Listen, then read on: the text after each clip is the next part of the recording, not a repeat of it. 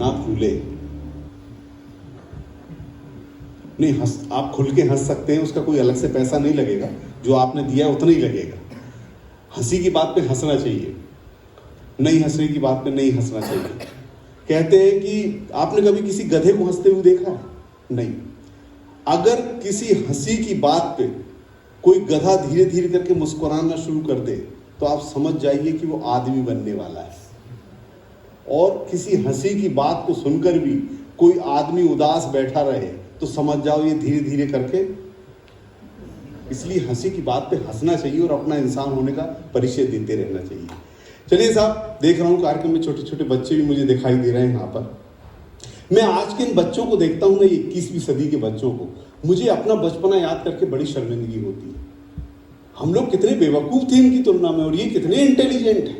हमको तो 100 तक की गिनती मार मार के सिखाते थे, 100 तक गिनो, हम 89 पे अटक जाते थे, समझ में नहीं आता था। इसके बाद 80 बोलना है कि 90। और ये छोटे छोटे बच्चे आजकल के, ये 100 तक की गिनती तो टीवी का चैनल बदल बदल के सीख लेते हैं। उसके बाद इनके पास लैपटॉप है, कंप्यूटर है, मोबाइल है, इतनी चीज़ें हैं साहब। आप इनसे कुछ पूछो ये जवाब नहीं देते, इतने इंटेलिजेंट हो गए, आपके क्वेश्चन पे एक और क्वेश्चन ठोकते हैं। मैंने एक बच्चे से पूछा, मैंने कहा बेटा एक चीज बताओ, ये गर्म तवे पे जब कॉर्न फूट के पॉपकॉर्न बनता है तो ऐसा उछलता क्यों है? वो बोला अंकल आप उस पर बैठ के देखो, समझ में आ जाएगा। क्या तेज दिमाग है आजकल ये बच्चों का, 21वीं सदी वालों का। वो अभी मैं बाहर दोपहर के समय एक गार्डन में यहाँ पे बाजू में गया, एक लड़का बैठ के वहाँ चॉकलेट खा रहा, 1 2 3 4 12 चॉकलेट खा गया वो एक बार में। मैंने कहा बेटा ऐसा नहीं करते, ज़्यादा मीठा खाने से इंसान जल्दी मर जाता है। बोले अंकल आपको पता है मेरे दादाजी 112 साल तक जिंदा थे। मैंने कहा वो मीठा कम खाते थे? बोला नहीं, वो अपने काम से काम रखते थे। खतरनाक बच्चे हैं साहब। अच्छा, और ये छोटे वाले बारीक नहीं, मैंने आपसे कहा जो 2000 के बाद पैदा हुए 21वीं सदी के बच्चे, जो आज की डेट में 20-22 साल की उम्र के हैं, ये साहब कौन सी दुनिया में रहते हैं कोई समझ भी नहीं सकता है। आप इनसे कुछ पूछोगे तब पता चलेगा ये कौन सी दुनिया में। अभी यहाँ एक लड़का है 18-19 साल का, मेरे साथ बाहर निकला घूमने, बहुत जंगल है यहाँ पर। एक पेड़ पे एक पक्षी बैठा था, मुझसे पूछने लगा उदय भैया ये कौन सा पक्षी है? मैंने ध्यान से देखा, मैंने कहा अरे ये तो किंगफिशर है। तो मुझसे पूछता है ये माइल्ड है स्ट्रॉन्ग है? कहाँ दिमाग चल रहा होता है इनका। वो मुझे याद है कि लॉ कॉलेज के स्टूडेंट को उसके प्रोफेसर ने फेल कर दिया। वो शाम को उनके घर पहुंच गया, बोला सर आपने मुझे फेल किया। बोले हाँ किया। क्यों किया? बोले भाई तुम्हारे जवाब मुझे ठीक नहीं लगे तो मैंने कर दिया। बोले ऐसी बात नहीं है सर, आप मेरे छोटे छोटे 3 सवालों के जवाब दे दो, मैं मान लूंगा आप बहुत इंटेलिजेंट हो, मैं बेवकूफ हूँ, मैं एक्सेप्ट करूंगा कि मैं फेल हो गया हूँ। बोले पूछो। बोले सर आप मुझे ये बताओ वो क्या है जो लीगल है मगर लॉजिकल नहीं है? लॉजिकल है तो लीगल नहीं है, ना फिर वो लीगल है ना लॉजिकल है। सर बोले यार ऐसा क्या होगा? बोले या तो जवाब दो या पास करो। बोले जवाब तो मुझे नहीं पता, मैं तुमको पास किया। ठीक है। अगले दिन प्रोफेसर साहब ने अपनी क्लास में ट्राई किया। बोले बच्चों कौन बताएगा मेरे छोटे छोटे 3 सवाल हैं वो क्या है जो लीगल है तो लॉजिकल नहीं है, लॉजिकल है तो लीगल नहीं है, ना लीगल है ना लॉजिकल है बाद में। तो एक लड़का बोला सर मैं बताता हूँ। अब आप देखो क्या तेज दिमाग है बच्चों का। वो बोला सर ऐसा है कि इस साल आप रिटायर होने वाले, आपकी उम्र लगभग 60 साल है, पिछले साल आपने एक 24 साल की लड़की से शादी की है, ये लीगल तो है मगर लॉजिकल नहीं। अब वो लड़की एक लड़के से प्यार करती है, ये लॉजिकल है मगर लीगल नहीं। और उसी लड़के को कल आपने पास कर दिया जो ना लीगल है ना लॉजिकल है। अच्छा, ये बच्चों का जो दिमाग इतना तेज हो रहा है उसका कारण क्या है? एक ऐसा कार्यक्रम जो पहले रोज होता था घर में स्कूल में वो बंद हो गया। वो कार्यक्रम है पिटाई का कार्यक्रम। पहले पिटाई रोज होती थी, आजकल बंद हो गई है। आजकल जो बच्चों को रिफ्रेशमेंट के नाम पे घुमाने ले जाते हैं ना, मॉल ले जा रहे हैं, water kingdom, Bollywood park, refreshment के लिए। हमारा जब बचपना था तो रिफ्रेशमेंट का एक ही साधन था, एक जोरदार झापड़ मारते थे, बच्चा 3 दिन तक रिफ्रेश रहता था। 3 दिन तक वो अपने मम्मी पापा के आसपास भी नहीं फटकता था, दूर से ही निकलता था। और अभी तो बच्चों को क्या सुविधाएं मिल रही हैं। नए बच्चों को मैं देखता हूँ, अरे वाह ऐसी सुविधाएं मिल रही हैं बच्चों को, उनको देख के मन करता है जल्दी मरो फिर से पैदा हो ताकि अपने को भी मिले, क्योंकि अपने को तो मिली नहीं सुविधा। आप देखो बच्चों को, छोटे से बच्चों को ऐसा चांटा मार दो थोड़ा सा, आपने हमको क्यों मारा, ऐसे खड़े हो जाते, मम्मा आपने हमको क्यों मारा। सामने आके पूछते मुंह से मुंह लगा के, आपने हमको क्यों मारा। अरे हमारी पिटाई होती थी पूछ न गए एक तरफ, हम तो हाथ छोड़ा के भागते थे ताकि आगे पिटने से बचे। क्योंकि एक आध थोड़ी पढ़ता था, 10, 15, 25 जब तक वहां पिटते रहो। वो बच्चों को देखो अचानक बोले मम्मी ये क्या सब्जी बनाई आपने, मेरे को बिल्कुल पसंद नहीं है। कोई बात नहीं बेटा, पिज्जा बना देती हूँ, बर्गर खाएगा, चाउमीन बना देती हूँ, कुछ ऑनलाइन बुलवा देती हूँ। इतने सारे ऑप्शन। हमारे पास तो 2 ही ऑप्शन रहते थे। हमारी माँ बोलती थी तू ये सब्जी खाएगा या चप्पल, और कोई ऑप्शन ही नहीं था। और हम दोनों खाते थे, पहले चप्पल बाद में सब्जी।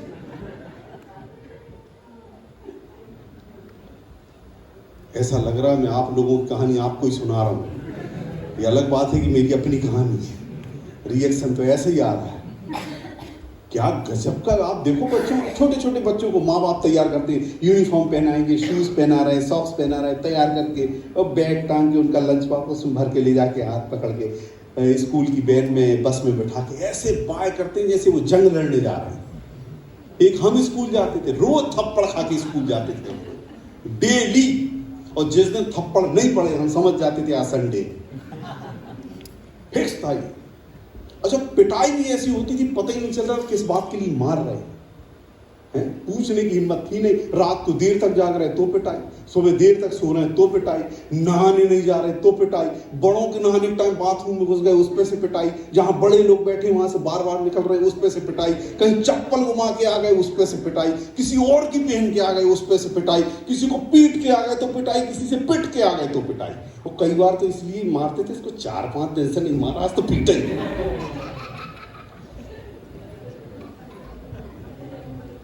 ये देखो, ये बेटा ये सब आपके साथ नहीं हो रही, पापा के साथ हुआ है।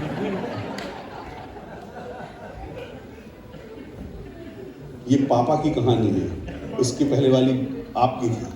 अच्छा, ये जो पिटाई नहीं हो रही अभी, और पहले क्यों होती थी वो मैं आपको एक कारण बताता हूँ। मेरा अपना ऑब्जर्वेशन है। हम लोग 6 भाई बहन हैं। मेरे पड़ोस में एक अंकल रहते थे, उनके 9 बच्चे थे। इस तरफ एक दूसरे अंकल रहते थे, उनके 13 बच्चे थे। पहले बच्चे भी ऐसे परिवार में, किसी के 10, किसी के 12, किसी के 15। अब नया जमाना आया है, न्यूक्लियर फैमिली, कोई नहीं परिवार में, सिर्फ हस्बैंड वाइफ, एक बच्चा, बड़ी मुश्किल से किसी के यहाँ 2, इससे ज्यादा देखते नहीं।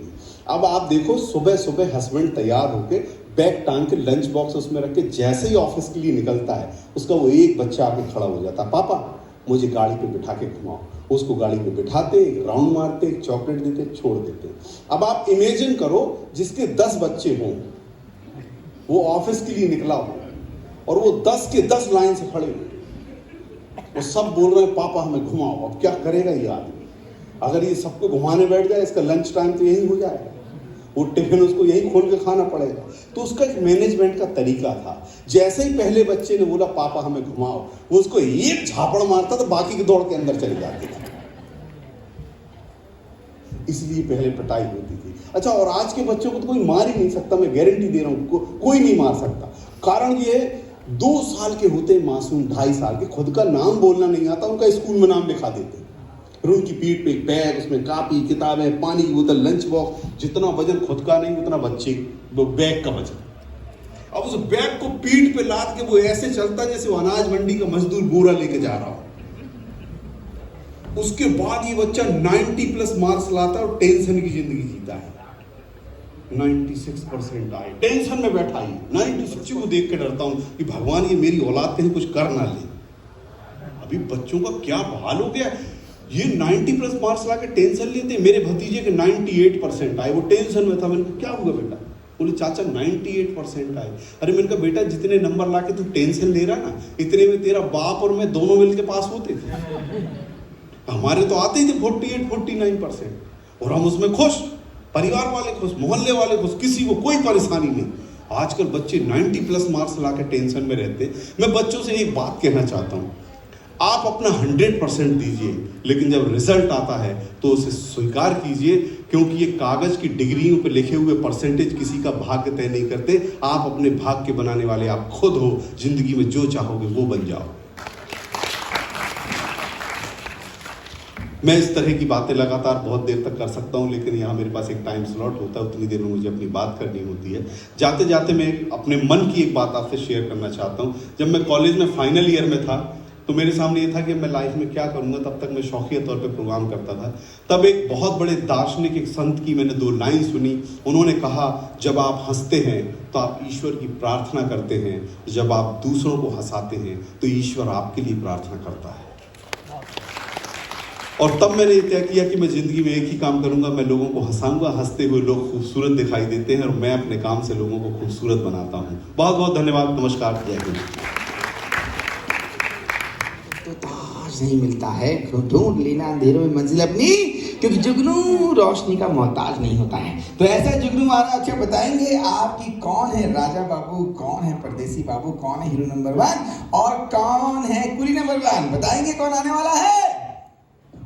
गोविंदा गोविंदा गोविंदा, यस। तो गोविंदा के look alike Vinod sir perform करने वाले हैं करते हुए। वेल, तो जोरदार तरीके से स्वागत करते हैं one and only Govinda sir. उनके कहूंगा मैं, दुनिया के सारे हीरो उनके आगे हैं zero. Please welcome, join your hands for Govinda look alike right performance. Welcome sir.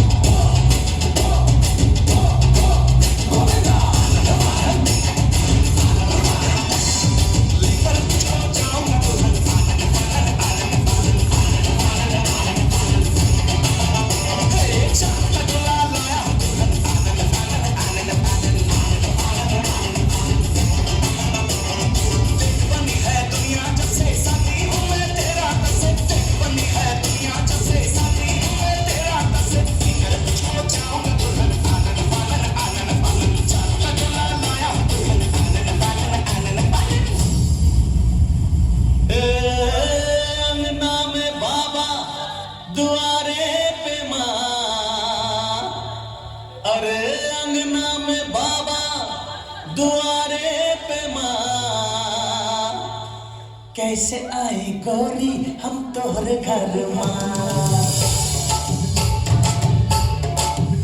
अरे अंगना में बाबा दुआरे पे माँ, अंगना में बाबा दुआरे पे माँ। कैसे आई गोरी हम तोहरे घर माँ, कैसे आई गोरी हम तोहरे घर माँ।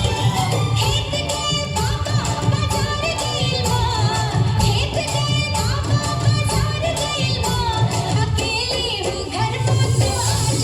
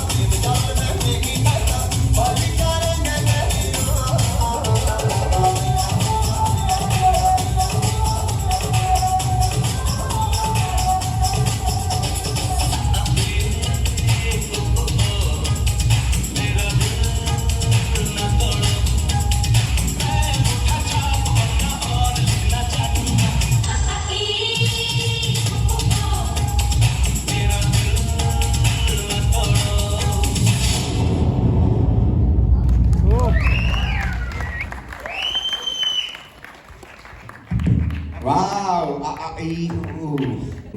वेल दूसरा जो आने वाले हैं उनकी आवाज में जादू है। वो एक सिंगर नहीं, वो एक म्यूजिक कंपोजर भी हैं, एक मराठी मूवी को कंप्लीट सॉन्ग कंपोज भी कर रहे हैं, राइट। उनको जब आप सुनेंगे ना तो आपको ऐसा लगेगा जैसे कि आप किसी कॉन्सर्ट में बैठे हुए, आपकी आवाज आप गुम हो जाएंगे उनकी आवाज में। इसलिए मैं कहूंगा तेरी आवाज है हवाओं में, प्यार का रंग है फिजाओं में, धड़कनों में तेरे गीत है मिले हुए, क्या कहूँ कि शर्म से सिले हुए।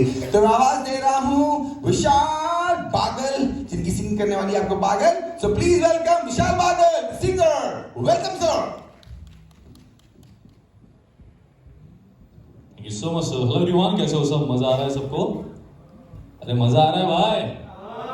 Okay, I'm gonna sing something to all of you. गाओगे मेरे साथ? Are you guys ready? बस 3 लोग ready. Fine, the other track please, let's see. यही ढूंढे यही होते हैं सवेरे,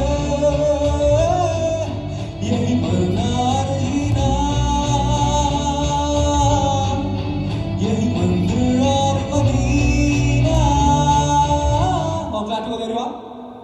तेरी गलियां गलियां तेरी गलियां मुझको भावे, गलियां तेरी गलियां, तेरी गलियां गलियां तेरी गलियां, यूं ही तड़पावे गलियां तेरी गलियां।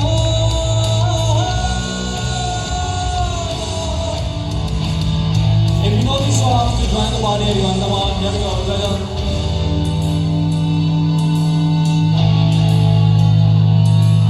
मुझे सही आज मुझको मिला दे, देखूं आदतों में तू है कि नहीं, हर सांस से पूछ के बता दे, इनके फासलों में तू है कि नहीं। मैं आस पास तेरे, तू मेरे साथ, तू है कि नहीं, तू है कि नहीं, तू है कि नहीं, तू है कि नहीं। हो ना ना ना, विशाल का सब अपने फेवरेट और करेंगे। Let's Singh this song with all everyone. कोई नहीं तेरे सिवा मेरा यहाँ, मंजिलें है मेरी तो सब यहाँ, मिटा दो सभी आशा फासले, मैं चाहूँ जब मुझसे बात ले, तेरा सब मुझ पे तू जान ले, मैं हूँ क्या। ओ, ओ, कभी जो बादल न देख तुझे आके, तू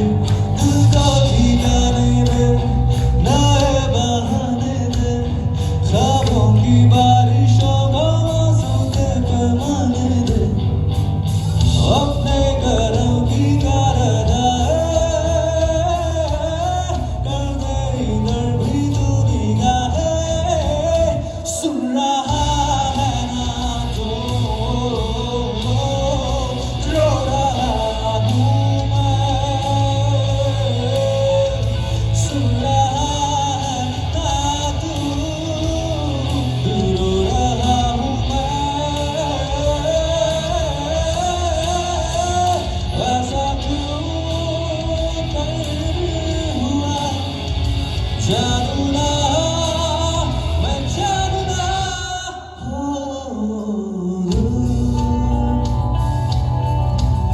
संभल जा जरा फिर मोहब्बत करने चला दो यदि रुक जा जरा फिर मोहब्बत करने चला तू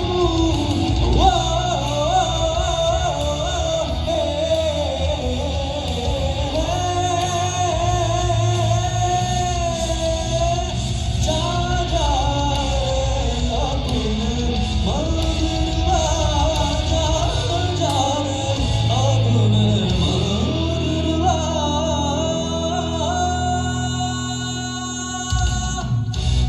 thank you thank you so much everyone आप बहुत खूबसूरत सुन रहे थे सब आप सबके लिए कुछ डेडिकेट करूंगा मैं यहाँ पे and the song is the most popular song I guess of 2022 here we go together गाओगे मेरे साथ यार बस ये दो लोग गाएंगे तो आप क्या करोगे यार हुक्कड़ जैसे बैठे हो सब यार एंजॉय करना है गाओगे आपकी आवाज मुझे चाहिए आप गाओगे हियर वी गो देन मुझको इतना बताए कोई कैसे तुझसे दिल ना लगाए कोई कौन क्लैप टुगेदर रब्बा ने तुझको बनाने में